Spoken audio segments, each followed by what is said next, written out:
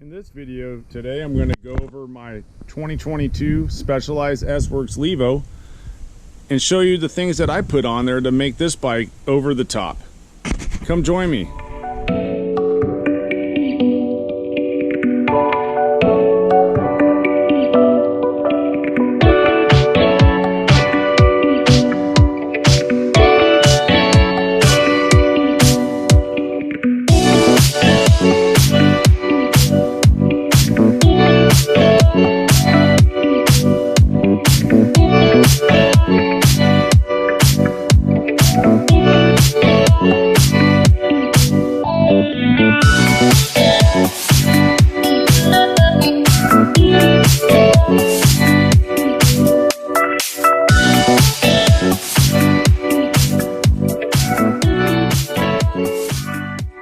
The back of the bike here.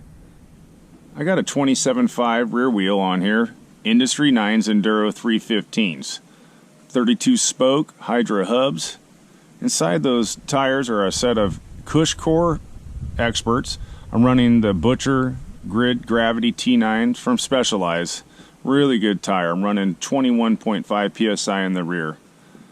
Also in the rear of this bike, I got the Eagle 12-speed cassette setup here with the Eagle gold chain. It's a great combo, works super good. Also running the XX1 Eagle Access derailleur here. Really crisp, works great, long battery time with no issues. Right now I'm running this bike in the high setting, which is working for me. I notice in the low setting I'm having several pedal strikes on the rockier terrain that I have around here. So I kept it in the high. It's been working really good. And there you can see the Cushcore valves. You only can run the Cushcore valves with the Cushcore to actually put in the run flat liquid. Also, I'm running in the back here, I'm running the TRPs front and back. They have the 223 rotor, which does fit on the 22 frame with no rubbing. Clearance issues are fine. This setup is phenomenal. 223 by 2.3 wide, and I also run the centered or metallic brake pads in there compared to the organic. They work a lot better on the big downhills that I ride. This combo has been working for me really good. The TRPs are top-notch braking system. The lever feel on it is unbelievable. Moving along here, we got the Praxis carbon crank arms here, running the 1-up pedals. Really good pedal. They grip super good, have a lot of bite to them, really good bearing setup, and they're rebuildable. Got the 34 tooth ring gear here, Eagle. Running this S-Works carbon cup holder, bottle holder. When you buy it just the frame like I did, this is an S5 frame, extra large. I'm 6'1", it fits me perfect. It does come with a factory X2 shock on it. It's a really good shock. I'll probably end up going with a coil shock sometime in the future, but for now, after I got the air pressure and sag set up and low and high speeds, it works phenomenal. Really good setup. I'm also running this RockShox reverb access post dropper here. It's a really good setup. I like how it works compared to a cabled setup like the Fox seat post droppers. This one is just really on it for how fast it drops. Running this Specialized mirror seat. I like it a lot. It's smaller than my other seats, and the reason why I like that, it's just out of the way. Once it drops, I don't have to worry about it. It never gets snagged on my pants. It's all carbon, has carbon rails. It's a really cool seat. They just got out with it here this year. You know, up front here, I'm running the 170 travel. I actually didn't want to do the 160, so I run a 170 38 mil Fox forks up front.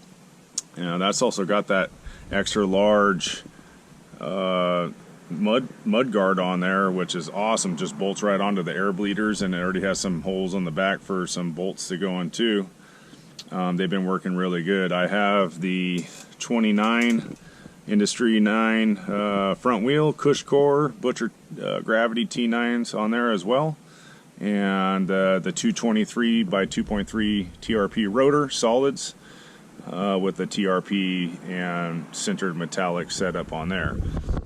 That whole combo is just great. This bike stops unbelievably. I'm running some ODI grips on here, bolt-on grips. I got obviously the TRPs right there. We got some Renthal fat bar carbons. They're 35 mil rise, and I also have the Renthal stem. It's a 50 mil reach, and this big old light right here is unbelievable. This is the new Montier 8000 from Magic Shine, and it is everything you need for night riding. No joke about it. Like, this thing lights up all the trails. I do run a helmet light as well, but that's only 1200 lumens. This one's 8000 lumens, and it works really good for this winter riding. So yeah, this is a complete build here that I just got done doing. Like I said, I started off with the frame. It's an S5, and I just went to town on it. Started putting all the good quality components that I know that work for me. Just a heads up, guys, on these timber bells. If you're going to run a timber bell, I would recommend the bolt-on style. I've had the rubber band style timbers, and you know, you lose them all the time. I have not lost one of these yet. They're really good. This gives all the hikers and people on horses and stuff a little bit of a heads up while you're bombing down these trails. I also got the SWAT tool installed here. It's a cool setup. That it came with the frame. Actually, a lot of components came with the frame, as in little knickknacks like the SWAT tool, spacers, you know, the shock, enough stuff to get you going. This is that Rock Shock's access dropper remote. It's really friendly for the hand. Your thumb just goes right into it like home, and then the access setup here for the derailleur, and this has the toggle setup as well. I really like it. It's been working really good for me. And yeah, so this is kind of a in-depth look of my 2022 that I just got done building. I've already got about 3 weeks of riding on it, and it's been phenomenal. The bike handles so good. Turning, it turns extremely well with the mulleted setup. The climbing on it is unbelievable with that 90 newton meters of torque in that motor. The battery life lasts forever, especially with the Mission Control app. You know, I'm really happy with this build. I was a little blind into going into the build, not knowing how it was going to turn out with the components I put on it, but it ended up actually working out super good. So time will tell, but for now this bike is just rad. Love it super much, and yeah, many good days ahead of us. Everyone have a great day, and thanks for checking this video out. If you have any questions, leave them in the comment section. Appreciate it. Thanks.